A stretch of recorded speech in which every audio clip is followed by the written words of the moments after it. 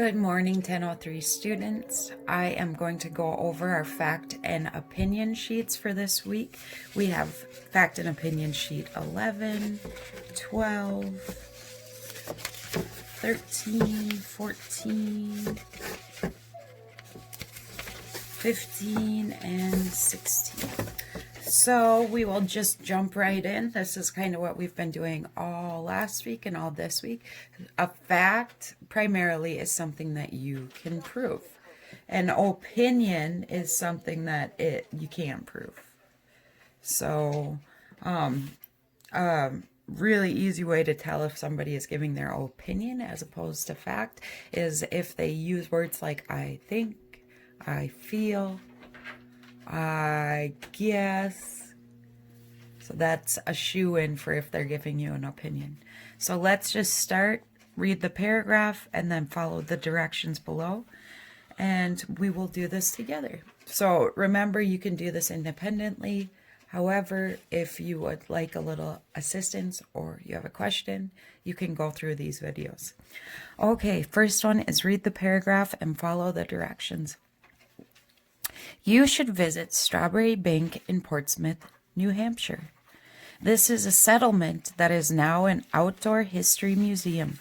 Parts of Strawberry Bank were built in the 1600s, others are more recent. Visitors can see how people lived during 3 centuries in American history. It's really interesting. The guides dress as people did during each period. They act as if they were living during that time. They make barrels, pottery, baked goods, and other things. You'll enjoy this place. So our first thing we're going to do is read the instructions. Write fact or opinion next to each sentence. You should visit Strawberry Bank in Portsmouth, New Hampshire. So one of those keywords that you know that they're giving an opinion is if they say you should, you might, you like. So you should visit Strawberry Bank in Portsmouth, New Hampshire. That is an opinion. Parts of Strawberry Bank were built in the 1600s. Others are more recent. So we could prove this. We could go back and see when in the 1600s a couple of buildings were built.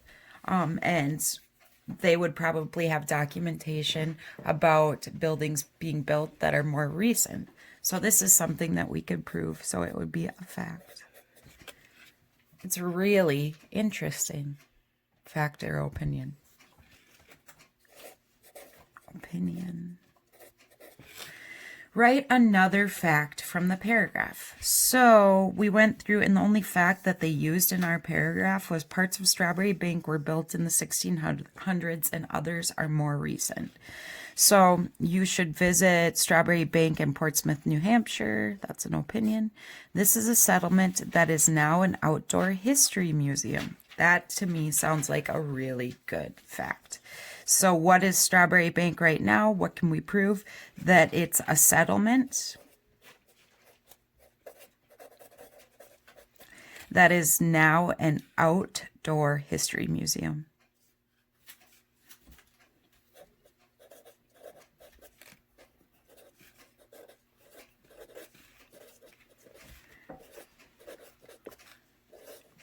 Outdoor history museum.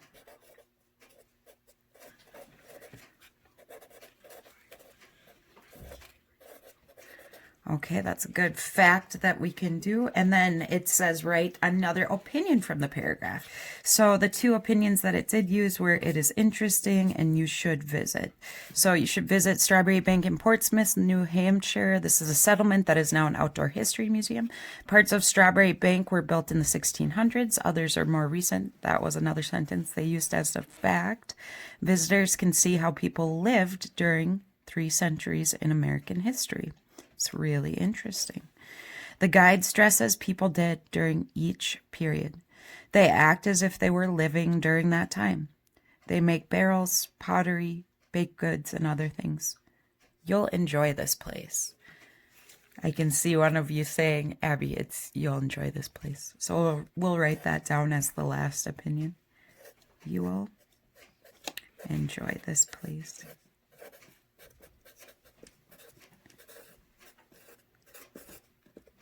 I am going to Google a couple of pictures about Strawberry Bank in Portsmouth.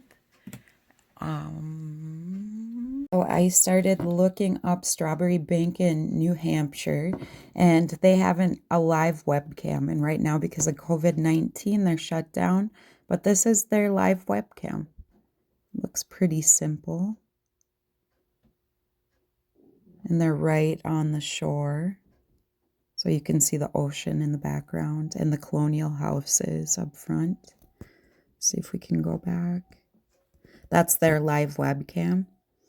But they, on here, they talk about the artifact of the week, which it looks like teacups, which is kind of cool. We also, I was looking into their exhibits, and it's People of Donland, World of Wendell's, Vice, The Painted Past, Port of Portsmouth, War, Trade, and Travel, Game On. Featured events and exhibits, the Heritage House, which I feel like there was an episode of Ghost Hunters that got into the Heritage House. Okay, so if you guys are interested in more of this, there's www.strawberrybank.org. They have a bunch of events going on. It's closed right now, though. Okay, you guys. Hello, we are moving on to number 12. Ooh. Looks like I have some papers that are sticking out that might be distracting for everyone. But we'll move on to number 12. Read the paragraph, follow the directions. A huge mountain system stretches across 1,500 miles of Asia. This mountain range is called the Himalayas. The mountains were formed about 60 million years ago. The world's 10 tallest mountains are all in the Himalayas. That's amazing. Mount Everest, which lies between Tibet and Nepal, is the world's highest mountain. It reaches up to 29,028 feet, too high for even birds to fly. The first climbers to reach the top did so in 1953. They must have been brave. Their names were Sir Edmund Hillary and Tenzing Norgay. Write fact or opinion next to each sentence. The mountain range is called the Himalayas.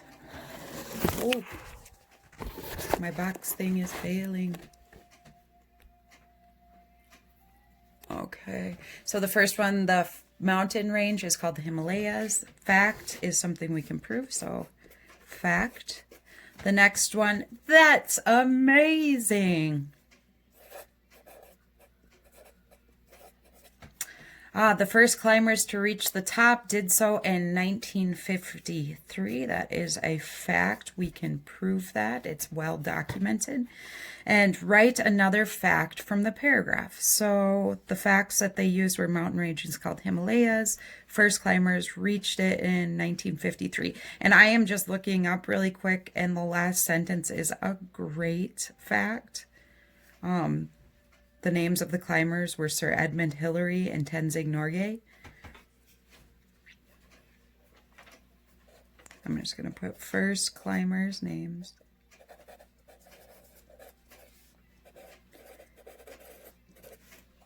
Were Sir Edmund Hillary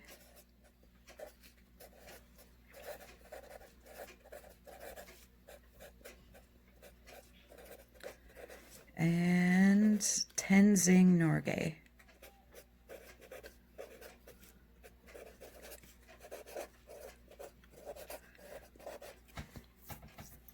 And it says, write another opinion from the paragraph. The opinion that they used up here was, that's amazing. So we got to look for another opinion down here. The mountains were formed about 60 million years ago. The world's 10 tallest mountains are in the Himalayas. lies between Tibet and Nepal. It's the world's highest mountain. It reaches up to 29,028 feet, too high for even birds to fly. The climbers reached the top in 1953. They must have been brave, is a good opinion. They must have been brave.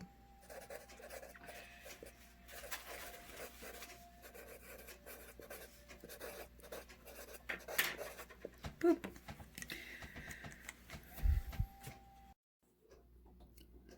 Hey, you guys. So, just looking into, we're talking about the Himalayas for fact and opinion, and it says that it goes up to 29,028 feet on Mount Everest. So, what happens generally when people are climbing gigantic mountains for the first time is they are nervous and they're not used to the lower oxygen as you go up the mountain. And if they go up the mountain too quickly, their body isn't used to the less or the little amount of oxygen. And so what happens is they get sick, because what happens is your body needs the same amount of oxygen as always. So you start breathing a lot more and you can tend to get really sick. Trying to get more oxygen into your system. Well, it's interesting because they compare this altitude sickness, hold on here, the symptoms of which there's lightheadedness, nausea, vomiting, but in severe altitude sickness, it causes shortness of breath, inability to walk, confusion, fluid buildup in the lungs and or the brain. Other things may include cough and a gray, pale, bluish skin tone. Severe altitude sickness is an emergency situation. So what I found interesting is that what they're seeing with COVID-19 is that it is less like a flu and more like altitude sickness. I just thought this was an interesting thought for you. Okay, I'm going to get back to it. Alrighty, you guys, we are moving on to number 13, and let's try to cruise through these last 1, 2, 3, 4. Same thing, read the paragraph, follow the directions. Kids who like to get muddy should visit Westland, Michigan. This city hosts an annual celebration called Mud Day in Hines Park. It must be a sloppy mess. The park's department mixes more than 200 tons of soil and 20,000 gallons of water to make mud. That's a lot of mud. There are events such as mud limbo contest, wheelbarrow races, and just plain splashing around. 2 participants are crowned Mr. and Miss Mud. When the fun is over, firefighters hose down the dirty kids. Write fact and opinion next to each sentence. Kids who like to get muddy should visit Westland, Michigan. So that is definitely an opinion. It must be a sloppy mess. Another opinion right there. Even though you could probably prove that it's a sloppy mess, but it's still somebody's opinion. 2 participants are crowned Mr. and Mrs. Mud. I'm sure they've got the crown and the shawls and the certificate to prove it, so this is a fact. Write another fact from the paragraph. So the only fact they used is that 2 participants are crowned Mr. and Mrs. Mud. Let's see, it must be sloppy mess. The parks department mixes more than 200 tons of soil and 20,000 gallons of wild water to make mud. So I'm going to put 200 tons of soil plus 20,000 gallons of water to make mud.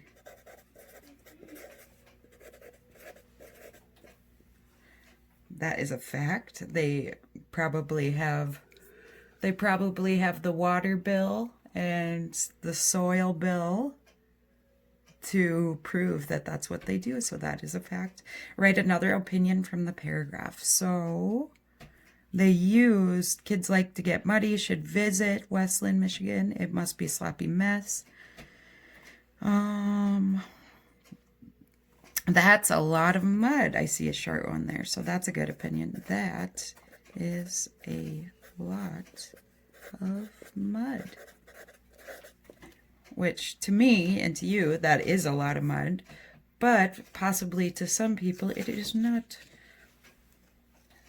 The best day for the kids. Now it's time to find a partner. We're doing wheelbarrow. This is the biggest mud playground, not only in Wayne County, but in the state of Michigan. You're expecting it to feel like water, and it's all mucky and sticky. Squishy, slimy. Squishy. I kept slipping in the mud, and it kind of smelled like cow poop. Takes a minute to get used to, that's for sure. I think it's an opportunity for the whole community to get together and really just celebrate summer. This is her favorite day. We have to come every year. And this is the one time you get a pass to get down and dirty. This was their chance, their one chance a year. The one opportunity where they can get muddy. Oh my gosh, you look inside your ears. That is crazy. I went full out. You sure did. Girls who want to be judged for Queen Mud, come on up here in front of the stage. She thinks that you just need to have lots of mud on the head, everywhere. Oh, congratulations. Are you getting embarrassed? No, are you shy? She said she wanted her name to be Mud Mariah. Those kids still being hosed off right now. By the way, we want to thank our photojournalist Justin DePreckle for that story. There you have it, you guys. Alrighty, guys, we're moving on to 14. Let's get right down into it. Eartha is the world's largest moving globe. If you see it, you'll feel a sense of wonder. Eartha is more than 41 feet in diameter and weighs about 5,600 pounds. It rotates just like planet Earth. It was developed from computer technology and is made from one of the largest mapping databases in the world. To visit Eartha, you have to go to Yarmouth, Maine. The globe is housed in a 3-story glass building there. It's very impressive. So we're going to write fact or opinion next to each sentence. If you see it, you'll feel a sense of wonder. That is an opinion. Next one, it rotates just like planet Earth. Okay, that can be true. We can prove that it looks and rotates just like planet Earth. To visit Eartha, you have to go to Yarmouth, Maine. Also true. It's not in Bemidji, Minnesota. It's in Yarmouth, Maine. Write another fact from the paragraph. Oh. How come nobody told me I was writing true instead of fact? Okay, so write another fact from the paragraph. So I am looking up here. It says Eartha is more than 41 feet in diameter and weighs about 5,600 pounds. So I'm going to put 41 feet in diameter and weighs 5,600 pounds. So that is a fact. We can weigh it. We can measure it. And then on the bottom it says write an opinion from the paragraph. And I can see it right away. It's our last sentence in the paragraph. What is it? It's very impressive.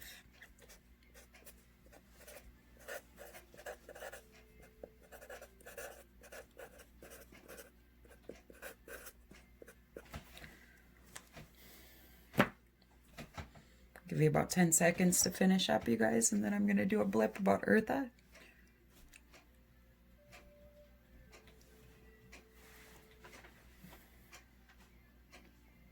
Hey, you guys, a quick Google of Eartha in Yarmouth, Maine. So it looks like it's behind some glass, which we read about in our paragraph.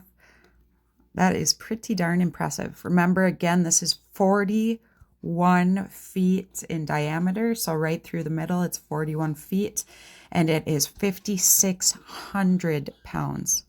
It's actually absolutely beautiful. Alrighty, 10:03, we are now on lesson 15, fact and opinion. Read the paragraph, follow the directions. Many living things have internal clocks. These are daily patterns known as circadian rhythms. One of the most common is the pattern of sleep that humans follow. Certain flowers have patterns too. These flowers open and close their petals on specific schedules. For example, dandelions open at 9 in the morning. People should get rid of dandelions because they are weeds. A morning glory opens at 10 a.m. and a water lily at 11. My favorite flower is the California poppy. Its petals open at 1 p.m. So we're writing fact or opinion next to each sentence. Many living things have internal clocks. Facts. Just like humans, generally speaking, at nighttime, and there's some odd ducks out there, but at nighttime, our internal clocks cue us to curl in, go to sleep. Where when the sun comes out in the morning, it's supposed to wake us up and get us rolling. So my favorite flower is the California poppy. That is her opinion. My opinion. My favorite flower is lilacs. For example, dandelions open at 9 in the morning. That is a fact. That is something that we can prove. This looks a little wonka. Hopefully it's clear enough for you to read. All right, moving on to the next one. Write another fact from the paragraph. So the facts that they used were many living things have internal clocks. For example, dandelions open at 9 in the morning. Morning glory opens at 10. Water lily at 11. Its petals open at 1 p.m. So let's put California poppies petals open at 1 p.m. We can prove that. We can go back and actually see that happening at that time and write another opinion. So the only opinion that they used was my favorite flower is the California poppy. There's one that stands out that seemed really odd in place. It talked about how at 9 a.m.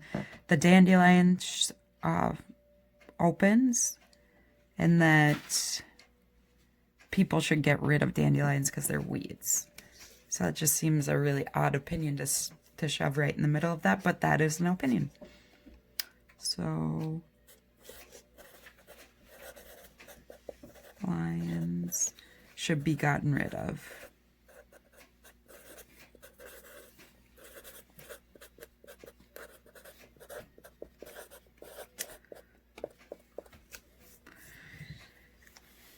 I'll give you about 10 seconds to finish that up.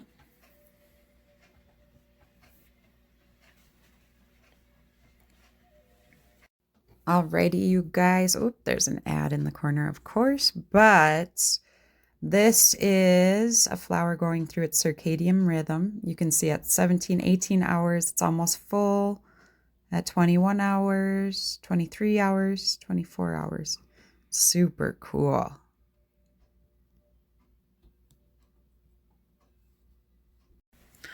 Alrighty, you guys. So this is our very last fact and opinion page for this week, the third week. I'm going to go over this one and then that's it. So let's move on and go through. So read the paragraph, follow the directions. A good way to spend your free time is by playing games. During the Civil War, 1861 to 1865, both Union and Confederate soldiers had time between battles, so the troops amused themselves in different ways. The Union soldiers played a popular board game called the Checkered Game of Life. It was such a terrific game. Whoever invented it must have been very clever. A version of this game is still around today. It's called the Game of Life. Have you ever played it? Fact and opinion. Right next to each sentence, the Union soldiers played a popular board game called the Checkered Game of Life. True.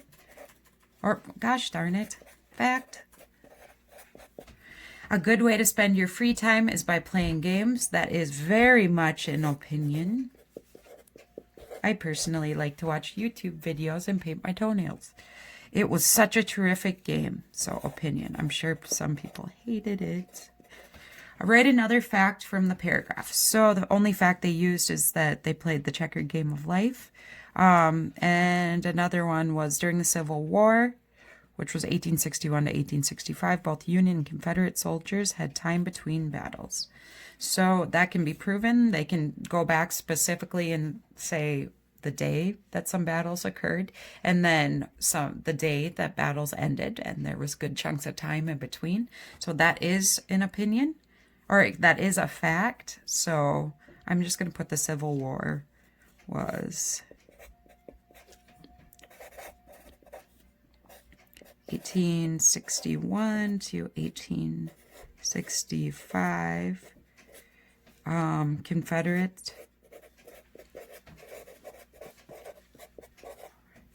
Confederate and Union soldiers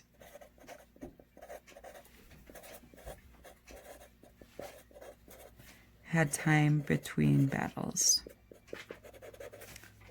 That kind of feels like an opinion, but we can prove that there was time between battles in which they would have had some time to do stuff, right? Between battles.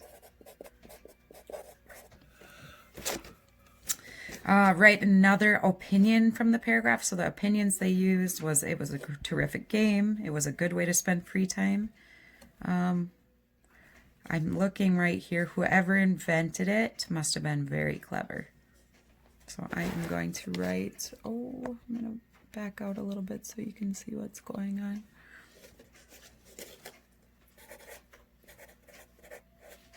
Whoever invented it must have been